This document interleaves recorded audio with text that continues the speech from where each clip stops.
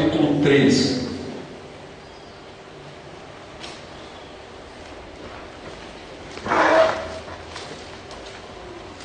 Quero ler os versículos 10 e o começo do versículo 11. 2 Timóteo, capítulo 3, os versículos 10 e o começo do versículo 11. O tema da mensagem de hoje é Tu, porém. Logo você vai entender o porquê desse Tu, porém. O texto diz assim: Tu, porém, tens seguido a minha doutrina, modo de viver, intenção, fé, longanimidade, amor, paciência, perseguições e aflições. Esse é um conselho do apóstolo Paulo para o seu discípulo Timóteo. Mas, meu irmão e minha irmã, existe um contexto para Paulo exortar a Timóteo. Existe uma preocupação do apóstolo com os acontecimentos para que ele exorte dessa maneira o seu discípulo. E nós observamos no contexto que ele vai dizer o seguinte: nos últimos dias os homens serão amantes de si mesmos, avarentos, presunçosos, soberbos, blasfemos, desobedientes a pais e mães, ingratos, profanos, sem afeto natural, irreconciliáveis, caluniadores, incontinentes, cruéis, sem amor para com os bons, traidores, obstinados, orgulhosos, mais amigos dos deleites do que amigos de Deus, tendo a aparência de piedade, mas negando a eficácia dela. Destes, afasta-te. Se você pega essa relação, nós não vamos falar sobre essa relação, não é esse o foco do nosso sermão desta noite, mas se você dá uma observada no que Paulo está falando, no que vai acontecer nos últimos dias, e você fazendo um paralelo com o noticiário de hoje, com as notícias que você vê no jornal, com as notícias que você vê na televisão, você vai chegar à conclusão que não tem uma época mais propícia para que hoje sejam estes últimos dias dos quais o apóstolo está falando. E talvez a parte mais alarmante de tudo isso que Paulo relata é o início, quando ele diz: os homens serão amantes de si mesmo. E é interessante que no boletim nós vemos lá o artigo que ele separou, está dizendo acerca de uma pessoa que diz que hoje pensam somente em si mesmas, e ele, o autor, chama isso de egologia, o estudo do ego, ou a disposição de aprender e estar bem apenas consigo mesmo. E é disso que Paulo está falando, e é dentro deste contexto que Paulo vai exortar a Timóteo. Este, meu irmão, é o panorama atual. Este é o retrato fiel do mundo que vivemos hoje. E assim como Janes e Jambres, que são as pessoas que Paulo vai citar, e como os inimigos da cruz de Cristo, no tempo de Paulo, os homens hoje também têm resistido à verdade, e de maneira radical. Paulo vai exortar os tessalonicenses de que hoje as pessoas estão se opondo a tudo que se chama Deus, enganando aquelas pessoas mais nécias para que creiam nas suas mentiras. E a grande mentira que nós vivemos hoje, que o mundo vive hoje, é a mentira que temos que curtir a vida, que não temos que nos preocupar com o pecado. Coincidentemente, ao abrir a Veja hoje nas páginas amarelas, tem uma reportagem, uma entrevista com um pastor que está bombando nos Estados Unidos. A sua igreja, a igreja da qual ele fazia parte, já tem mais de 8 mil membros. No entanto, ele diz não acreditar em céu e inferno. Ele acredita que no fundo, ou no fim, todas as pessoas vão ser salvas. E isso é uma maneira de você estar confortável em viver uma vida de pecado. Porque se no final das contas todo mundo vai ser salvo, qual é a diferença de você viver uma vida santa ou não? Não fica muito longe do discurso dos ateus, que dizem o seguinte: Deus não existe, então vamos curtir a vida, que é o que eles costumam dizer. Meu irmão e minha irmã, temos que tomar cuidado com o espírito do anticristo que tem se manifesto nos dias de hoje. E por essa razão, Paulo vai exortar a Timóteo: tu, porém.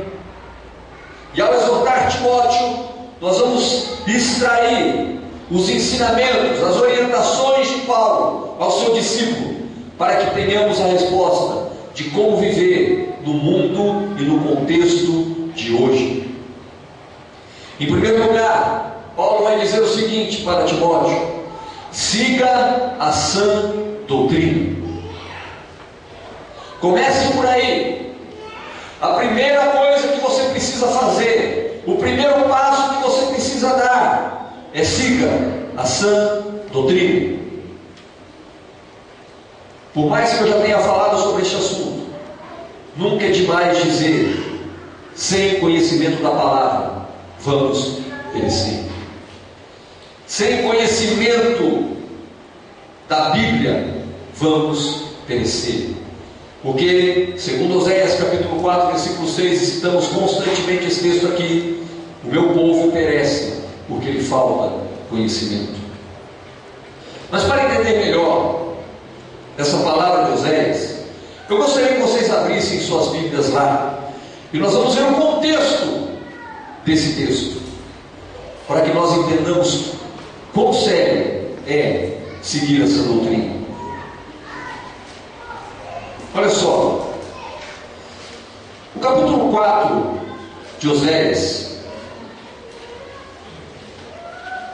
lá no início, na segunda parte do versículo 1 do capítulo 4, diz assim: porque na terra não há verdade, nem benignidade, nem conhecimento de Deus. Este é o problema hoje. Este é o problema de Oséias. Não há verdade, não há benignidade, não há conhecimento de Deus. E por não haver verdade, a mentira acaba prevalecendo. E infelizmente nós vivemos num mundo onde a mentira é algo mais do que natural. Mente-se para os pais, mente-se para o esposo, mente-se para a mulher, mente-se para os filhos. Vive-se uma mentira no meio da sociedade. Mente-se no ambiente de trabalho, numa discussão, numa tentativa de se livrar de uma situação constrangedora. Nas pessoas só permanece esse sentimento. E segundo Oséias, não apenas esse sentimento, a mentira, mas também o perjurar, o matar, o furtar e o adulterar. Isso está no versículo 2. Essas pessoas fazem violência, e um ato sanguinário leva imediatamente a outro. Não é isso que temos visto. Uma violência gerando outra violência, uma agressividade gerando outra agressividade, uma mentira daqui, uma fofoca dali, uma atitude de vingança, um furtar, um adulterar, tudo isso acontecendo a olhos vistos. E diante de todas essas circunstâncias, Timóteo vai exortar que o povo de Deus está perecendo porque falta conhecimento. E por causa disso, esses sentimentos estão aflorando, infelizmente, até mesmo dentro das nossas igrejas. E sem verdade, a benignidade vai embora, o conhecimento de Deus desaparece. Por isso, segundo Oséias, a terra se torna um lugar impossível de se viver, a ponto de todos os que nela habitam virem a desfalecer. Este é o conjunto da obra. É assim que o mundo vai ficar sem o conhecimento de Deus. A terra se torna um lugar insuportável, um lugar opressivo, um lugar difícil. Por quê? Porque as pessoas desfalecem nos seus erros, nos seus pecados, elas se entregam, e com isso, como nós sabemos, o Novo Testamento diz, o mundo jaz no maligno. Então, essa exortação em Oséias é para que nós tenhamos a atenção de conhecer a palavra, de conhecer a verdade, para que a verdade possa nos libertar. Meu irmão e minha irmã, por causa dessa ignorância, por causa da falta do conhecimento de Deus, por causa dessa rejeição à palavra de Deus, da mesma forma Deus rejeitará a estes, e como consequência jamais vão se saciar em seus pecados, vão comer, mas não vão se fartar, entregar-se-ão à luxúria, mas não se multiplicarão, como era a promessa de Deus para o povo.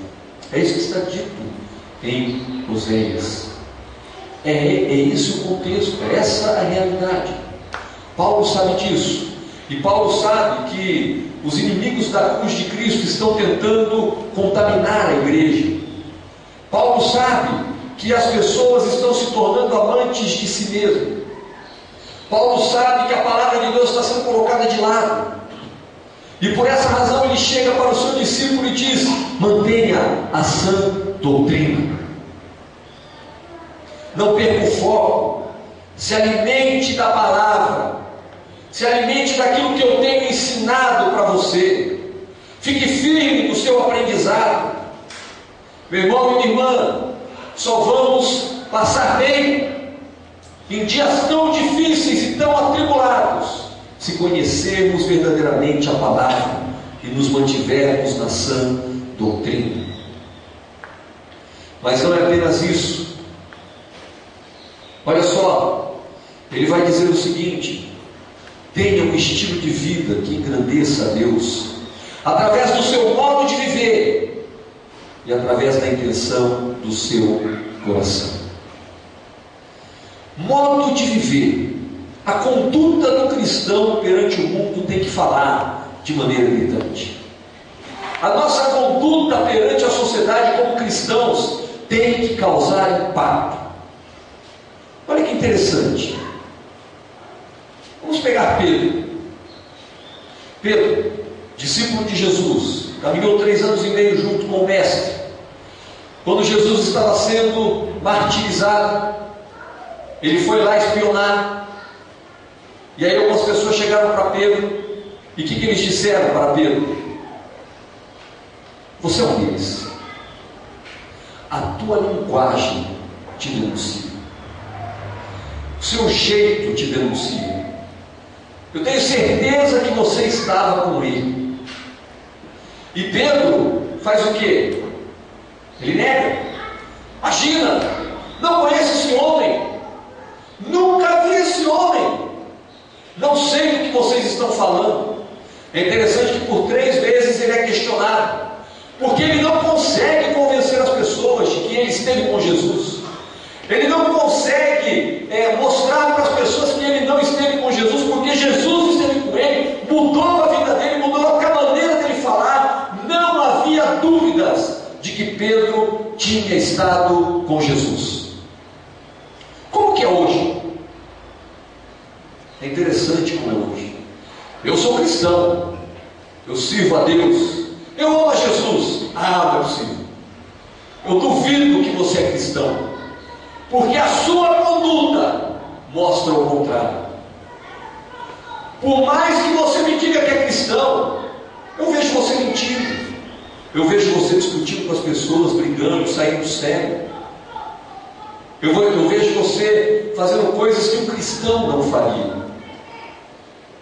Sabe o que é interessante nessa história? Enquanto Pedro tentava dissuadir as pessoas para que elas não achassem que ele esteve com Jesus, hoje nós queremos convencer por toda a lei que estivemos sim com Jesus, quando a nossa conduta não retrata isso. Meu irmão e minha irmã, o modo de viver tem que falar de maneira muito alta, tem que gritar. E não só o modo de viver, mas a intenção do coração. Temos que tomar muito cuidado, porque enganoso é o coração do homem, desesperadamente corrupto. Qual é a intenção do coração do cristão? Qual deve ser a intenção do coração do cristão?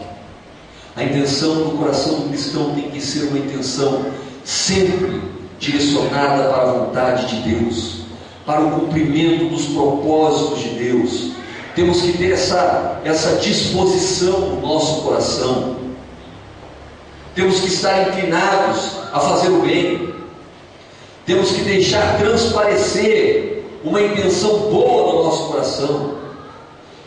O problema é que muitas vezes nós nos confundimos com as nossas intenções. Muitas vezes nós achamos que tivemos uma boa intenção, mas essa intenção resultou num desastre, num problema. Mas sabe por que nos enganamos até mesmo com as boas intenções? Porque só há uma maneira de discernirmos as intenções do nosso coração. E mais uma vez voltamos para a primeira orientação de Paulo para Timóteo: se mantenha na sã doutrina. Sabe por quê? Porque Hebreus capítulo 4, versículo 12 diz assim: a palavra de Deus é viva e eficaz, ela é mais penetrante do que qualquer espada de 2 gumes, e penetra até a divisão da alma e do espírito, das juntas, das medulas, e é apta para discernir os pensamentos e intenções do coração. A palavra nos dá condições de discernirmos as intenções do coração. Então, se não estivermos firmados na sã doutrina, quem garante que as nossas intenções são boas? Se não estivermos pautados na palavra de Deus, quem garante que temos intenções verdadeiramente genuínas para com a vontade de Deus? Meu irmão e minha irmã, Paulo chega para Timóteo e diz: você tem que ter essa doutrina, mas você tem que ter uma atitude, um exemplo de cristão. A sua conduta tem que se revelar, tem que mostrar a grandeza de Deus. As suas intenções têm que ser intenções que glorificam o nome de Jesus. E depois Paulo vai mostrar para ele, para Timóteo, que ele tem que ter um vibrante relacionamento com Deus. Porque, meu irmão e minha irmã, você pode estar lendo a palavra, você pode estar tendo até, ou tentando ter uma boa conduta, você pode ter até motivações no seu coração e boas intenções, mas é impossível viver no mundo sem que tenhamos um relacionamento vibrante com Deus. Sabe uma coisa que me intriga? Quando o anjo escreve a carta, ou lê a carta à igreja da Laodiceia, ele prefere que os crentes daquela igreja sejam frios a serem bons. Não é intrigante isso? Não é melhor ser morno? Não é melhor levar o cristianismo meia boca? Sabe por que é pior ser morno do que ser frio? Porque se você é frio, você já sabe qual é o seu futuro. Se você é frio, você já sabe o que está reservado para você. Se você é frio, você já decidiu o que você quer para a sua vida. Agora, se você é morno, você está se enganando. Se você é morno, você está levando a sua vida cristã em banho-maria. Você está levando a sua vida cristã assim como dá. E essa falta de intensidade, essa falta de um cristianismo vibrante, pode estar te enganando, ao invés de estar te ajudando. Por essa razão, Paulo vai fazer uma relação de comportamentos, de atitudes cristãs que ele tem que ter. Timóteo, tu porém tenha fé, longanimidade, amor, paciência, perseguições e aflições. Olha que interessante, coisas que um crente morto jamais suportaria.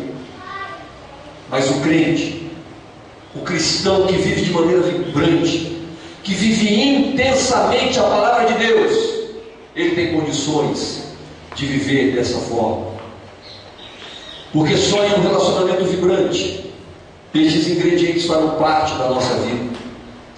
Quanto mais eu vivo um relacionamento intenso com Deus, maior é a minha fé. Quanto mais eu busco a Deus, quanto mais eu desejo conhecer a palavra de Deus, mais a minha fé vai crescer. Quando a minha fé cresce, quando a minha fé é provada e eu passo pela prova, eu me torno uma pessoa longânima. Segundo o dicionário, longanimidade é o caráter da pessoa que suporta as adversidades e que prossegue no seu empenho apesar dos obstáculos. Eu só posso me tornar uma pessoa longânima se eu tiver fé. Então, se eu tenho fé, eu consigo ser longânimo, eu consigo passar pelas provas e ainda assim permanecer, e ainda assim ficar firme. E quando eu fico firme, e quando eu me empenho, e quando eu sou longânimo, eu vou conhecendo a Deus, eu vou experimentando mais do amor de Deus. E quanto mais eu conheço a Deus, quanto mais eu experimento o amor de Deus, mais eu vou amar. Você percebe que há uma conexão entre todas as coisas que Paulo está falando para Timóteo. Se você tem fé, você vai ter longanimidade. Se você tiver longanimidade, você vai conhecer a Deus a ponto de experimentar o amor de Deus. Quando você experimentar o amor de Deus, você vai manifestar este amor, porque não há como ser impactado pelo amor de Deus e não fazer com que este amor se manifeste na vida do nosso próximo. E quando o amor se manifesta nas nossas vidas, quando o amor de Deus é derramado sobre nós, nós aprendemos a suportar as pessoas, a ter paciência com as pessoas, a tolerar, a caminhar a segunda milha, a suportar aqueles mais fragilizados, mais limitados. Ou seja, este amor vai gerar a paciência que eu necessito, e aí eu vou conseguir me relacionar melhor com as pessoas, eu vou conseguir ter um relacionamento genuíno com as pessoas, mesmo que para isso eu tenha que ter paciência. E quando eu tenho a paciência necessária, então eu tenho os ingredientes necessários para poder enfrentar uma perseguição, para poder enfrentar uma aflição, porque Deus trabalhou no meu coração, Deus moldou o meu caráter, eu cresci com a palavra, e agora eu estou pronto para enfrentar até mesmo perseguições, até mesmo aflições. É isso que Paulo está mostrando para Timóteo. Timóteo, você precisa ficar firme nessa doutrina, você precisa ter um comportamento cristão. As pessoas têm que ver que você é cristão, e o seu relacionamento com Deus tem que ser um relacionamento intenso, tem que ser um relacionamento vibrante, tem que ser um relacionamento que glorifique o nome dele. E tudo isso, meu irmão e minha irmã, sabe por quê? Porque ele está alertando Timóteo acerca dos últimos dias. Nos últimos dias será assim. E nos últimos dias, Timóteo, você precisa destas coisas para vencer. Se Timóteo precisava disso 2000 anos atrás, você acha que nós não precisamos hoje? Você acha que o mundo hoje é um lugar melhor ou pior para se viver? Você acha que o contexto que estamos vivendo hoje é um contexto melhor no que diz respeito ao pecado, no que diz respeito à vida que temos vivido e à vida que o mundo tem vivido? Não é, meu irmão e minha irmã. A cada dia as coisas estão se afunilando e verdadeiramente o pecado tem se manifesto como no mundo. Então esses ingredientes, eles se tornam fundamentais para aqueles que querem viver piedosamente. Se torna fundamental para aqueles que verdadeiramente querem seguir a Jesus. Não há escolha, não há como negociar estes valores. Nós precisamos estar firmes naquilo que o Senhor tem ensinado para nós. Paulo vai concluir a sua conversa, a sua instrução a Timóteo, dizendo o seguinte, no versículo 14, do capítulo 3 de 2 Timóteo, ele vai dizer assim: tu, porém, permanece naquilo que aprendestes e de que foste inteirado, sabendo de quem o aprendestes. Sabe por que Paulo fala isso? Há muitas pessoas que estão ensinando muitas coisas. A igreja, naquele tempo, estava sendo bombardeada por falsas doutrinas, por falsos cristos, por falsos ensinamentos. Naquela época, assim como hoje, havia modismos, havia novidades, havia essas coisas que atraíam os cristãos. Mas Paulo exorta Timóteo: você, Timóteo, permanece no que você tem aprendido. Você permanece naquilo que você foi inteirado, naquilo que o que você aprendeu desde a tua infância é o que você tem que seguir.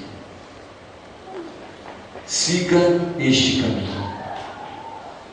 Muitos irmãos, infelizmente, estão se perdendo, porque conhecem uma verdade hoje e amanhã já conhecem outra, e depois de amanhã já conhecem outra. É uma novidade hoje. É o crente que não consegue viver sem novidade. Todos os dias ele precisa de uma novidade. Todos os dias ele precisa de algo novo. Todos os dias ele precisa de algo que injete ânimo na sua alma. Está correndo atrás de coisas novas. E esses estão se perdendo. Eu estava conversando no acampamento que a gente foi participar de uma ministração com um amigo do Ricardo, da Carol.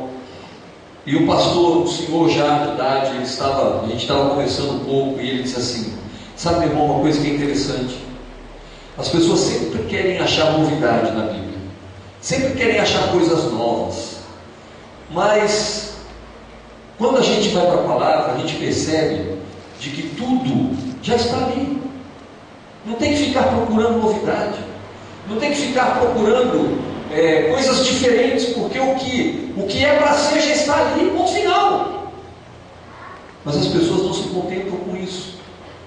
As pessoas parecem que sentem a necessidade de algo novo, e por isso muitas pessoas acabam se perdendo, porque hoje estão aqui, amanhã estão ali, depois de amanhã estão acolá, e com isso vão se perder. Paulo sabe desse perigo. Paulo sabe que vão vir pessoas que falam bem, que convencem, que têm argumentos, que vão tentar tirar de Timóteo o foco.